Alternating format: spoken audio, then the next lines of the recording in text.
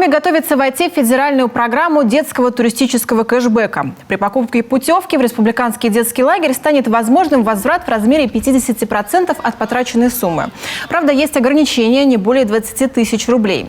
В список оздоровительных баз попадают Гренада, Орленок, Чайка и Мечта.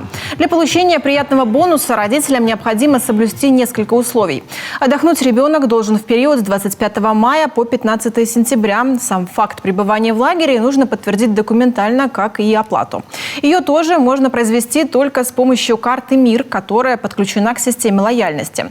За первыми кэшбэками через портал госуслуги родители смогут обратиться уже во второй половине июня, когда закончатся первые смены в лагерях. После подачи заявления деньги на карту родителям поступят в течение 5 дней. Напомним, программа была запущена по поручению Владимира Путина 25 мая. Количество поездок на одного ребенка не ограничено. То есть можно поехать на любое количество смен. Для семей с несколькими детьми вернуть 50% от стоимости можно будет с каждой купленной путевки. К программе уже присоединилось около 1000 лагерей по всей стране. При этом процесс подключения еще продолжается, и список лагерей-участников будет постоянно пополняться.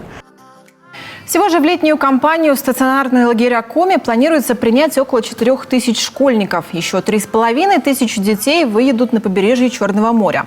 В рамках подготовки к летнему сезону все базы были тщательно проверены Республиканской комиссией на противопожарную, антитеррористическую и другие виды безопасности. Нарушений, которые могут способствовать срыву летнего сезона, нет.